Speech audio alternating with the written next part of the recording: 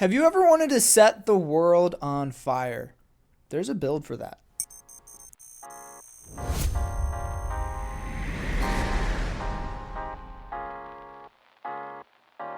Warlocks, you are up. I'm turning you into a grenade-hucking AC-130, so I hope you are ready. Now, the Sunbracer's Scorched Earth Warlock build isn't necessarily a new build, but it seems to be an older build that's been lost under the piles of Strand and Void builds in the latest season of Destiny 2. And when I revisited this build, it generated so much dopamine in my brain, I thought I was going to die.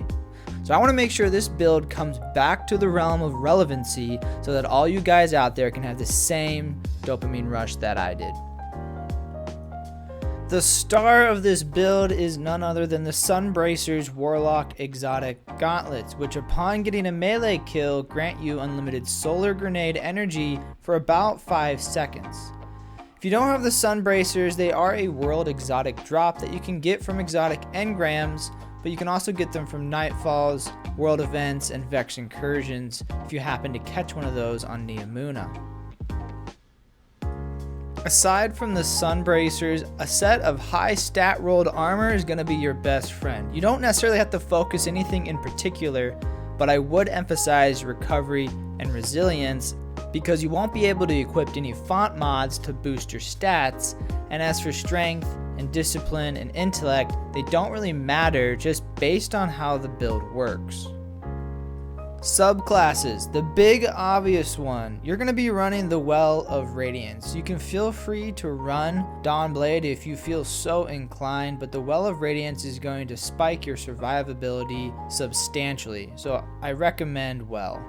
For your abilities, I highly recommend the Healing Rift to spike your survivability, the Strafe Glide for maneuverability, Celestial Fire for precision melee damage, and the Solar Grenade because that's what the entire build is based around.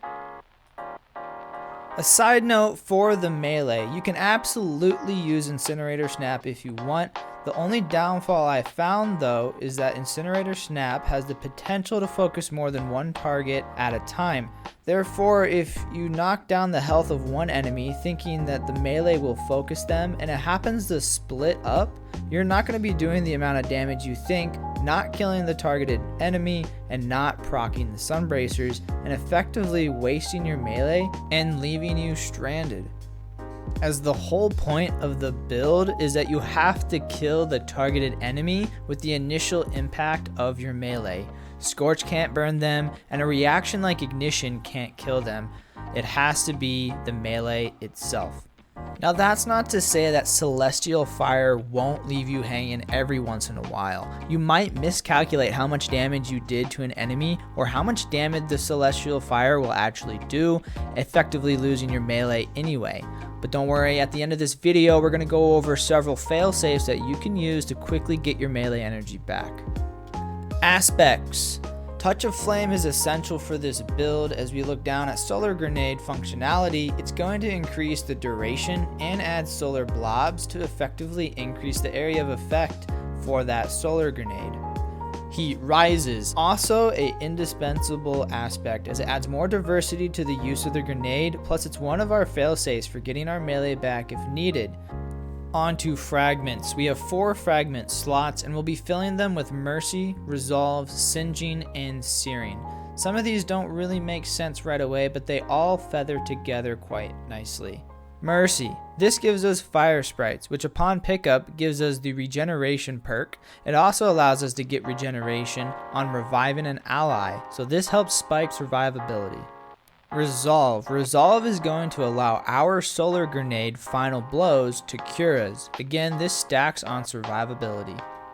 Singeing is going to help our class ability recharge faster when we scorch targets, and if you remember our Solar Grenade, all it's doing is scorching and then killing targets.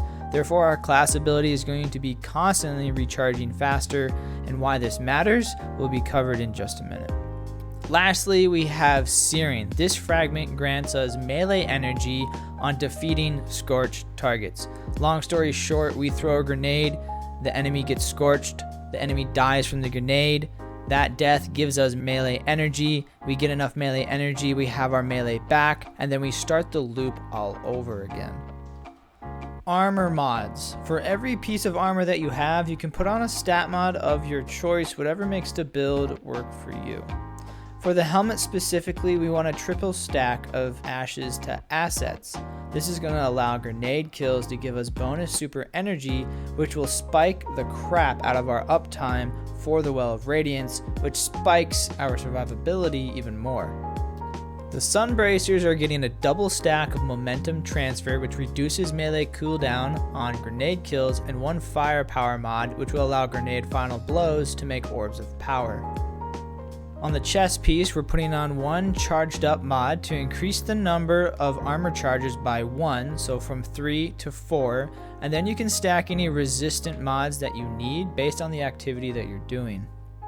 Legs are getting one invigoration mod to reduce our melee cooldown each time we pick up an orb of power, and one stacks on stack, so we get an additional armor charge per orb pickup. Lastly, our Bond is getting a double stack of outreach so that we can reduce the melee cooldown when we use our class ability, and one 1-2 finisher mod so that the finishers that we perform grant us melee energy. This mod initially consumes 3 armor charges, so you need at least 3 for it to activate, but if you have more armor charges than 3, it'll grant you more energy. Now that you're absolutely juiced, let's talk about how this build actually works and is supposed to play out. The basic scheme of how this works is that you're going to have a melee charge. You're going to whittle down an enemy's health so that you can kill them with said melee. You kill that enemy, killing that enemy will proc Sun Bracers for 5 seconds, and within those 5 seconds you'll have unlimited grenade energy, so throw as many as you can. Those grenades that you throw will kill enemies after scorching them and granting you more melee energy after each kill. It only takes 4 to 5 enemies to completely refill your melee and start the cycle all over again. I highly recommend sticking to a rank and file red bar enemy and using something that causes consistent damage over time rather than weapons or abilities that take chunks of health out in one blow.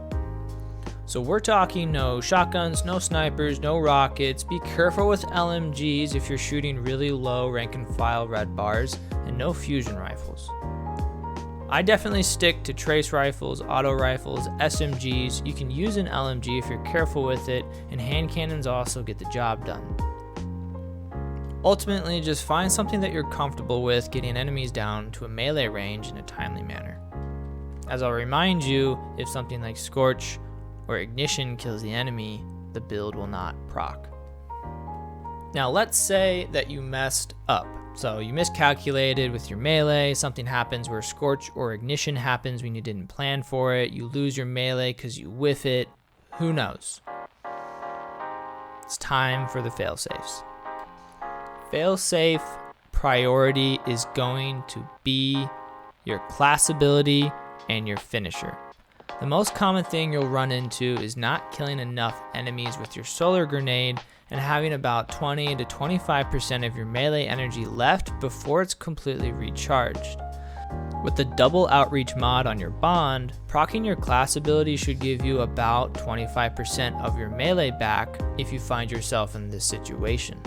If you find yourself in a much worse position than that, this is where the finisher can come into play. If you have almost nothing of your melee energy recharged, but you do have at least 4 armor charges, which should be easily obtainable with our firepower mod generating orbs for us, and with a seasonal artifact mod that allows fire sprites to generate armor charges for us, you can then perform a finisher on an enemy and use those 4 armor charges to get almost 75% of your melee energy back. And if you're in a situation where you have nothing, you can use both the finisher and the class ability to get 100% of your melee back. But let's say you don't have any armor charges and you don't have a class ability for some reason, but you do have at least 1 grenade. The easiest thing you can do is just throw it, and hopefully you aim for a group of enemies of about 4 in the hopes that it kills them all. Our Ember of Searing Fragment allows us to get melee energy back if we defeat scorched enemies, which is basically just throwing a grenade at someone and killing them, given our grenade scorches them in the first place. A somewhat more reliable alternative to just throwing our grenade is consuming the grenade, With the heat rises aspect, we can consume our grenade, and it's going to allow us to jump and float in the air like an AC-130. But one of the additional perks to that is that any kills we get while heat rises is active is going to replenish our melee. I believe it's about 4 to 5 enemies before you get 100% melee back, but if there's any rank and file ads spread around the field, this shouldn't be an issue.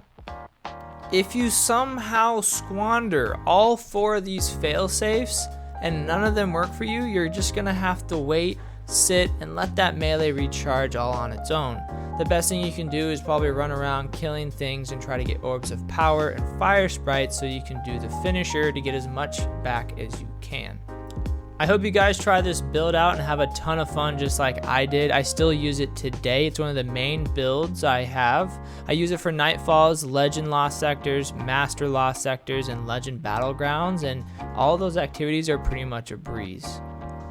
If you learned anything from this video or happen to like it, please subscribe and come back in the future for more content.